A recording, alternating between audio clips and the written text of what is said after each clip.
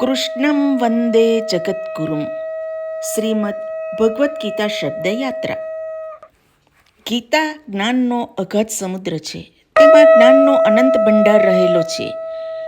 શ્લોકમાં આવતા શબ્દોનો અર્થ શ્રીમદ ભગવદ્ ગીતા પુસ્તકમાંથી પ્રસ્તુત કરીને ગીતાજીને સમજવાનો પ્રયાસ કર્યો છે. મારું ચોક્કસપણે માનવું છે કે શ્લોકમાં આવતા શબ્દોનો અર્થ સમજ પડશે તો ભાવ ઉત્પન્ન થશે, અને ગીતા તો અનંત ભાવોનો અગાધ સમુદ્ર છે. તો આવો આપણે સહુ શબ્દયાત્રામાં જોડાઈને ભાવ વિભોર બનીએ. પ્રથમ અધ્યાય.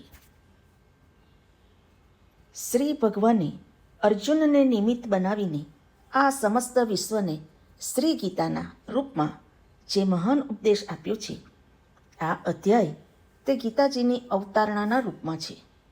આમાં બંને પક્ષોના મુખ્ય યોદ્ધાઓના નામ ગણાવ્યા પછી મોટે ભાગે અર્જુનના વિષાદનું વર્ણન છે, જે તેના બંધુનાશની આશંકાથી ઉત્પન્ન મોહનું પરિણામ છે.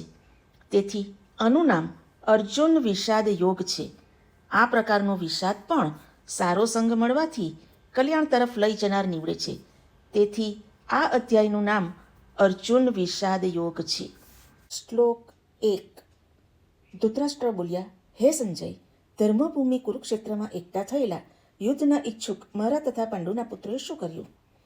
અહીં આ શ્લોકનો પ્રશ્ન છે કે કયા સ્થળનું નામ કુરુક્ષેત્ર છે અને તેને ધર્મક્ષેત્ર શા માટે કહેવામાં આવે છે?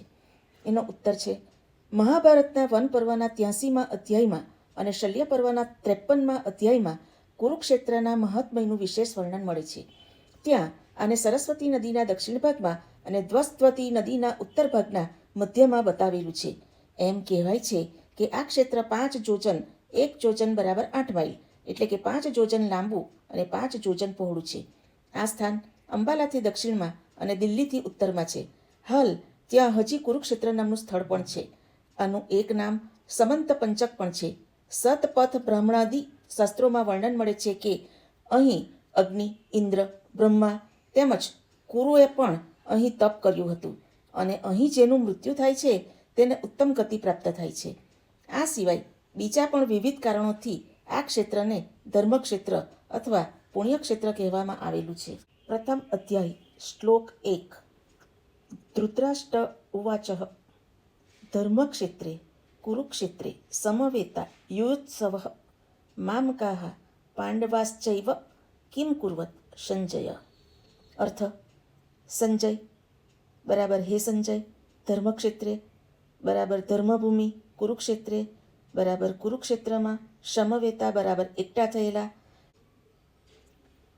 યુયુત્સવ બરાબર યુદ્ધના ઈચ્છુક, મામકાહ એટલે મારા, ચ એવ બરાબર તથા, પાંડવાહ બરાબર પાંડુના પુત્રોએ, કિમ એટલે શું, અકુર્વત એટલે કર્યું. અહીં પ્રશ્ન આવશે, ધૃતરાષ્ટ્રે મામકાહ પદનો પ્રયોગ કોના માટે કર્યો છે અને પાંડવાહ પદનો પ્રયોગ કોના માટે કર્યો છે? તેમની સાથે સમવેતાહ અને યુયુત્સવ વિશેષણ લગાડીને કિમ અકુર્વત કહેવામાં આવ્યું છે તે શા માટે?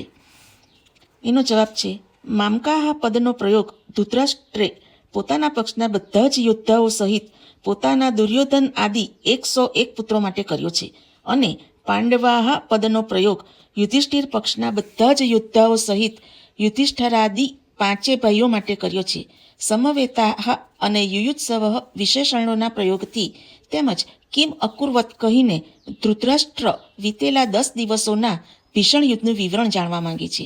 યુદ્ધ માટે એકત્ર થયેલા આ સર્વેએ યુદ્ધનો આરંભ કઈ રીતે કર્યો, કોણ કોની સામે લડ્યો, કોણના વડે કોણ હણાયો વગેરે. ભીષ્મ પિતામહના પતન સુધીના સમાચાર ધૃતરાષ્ટ્ર સાંભળી જ ચૂક્યા છે.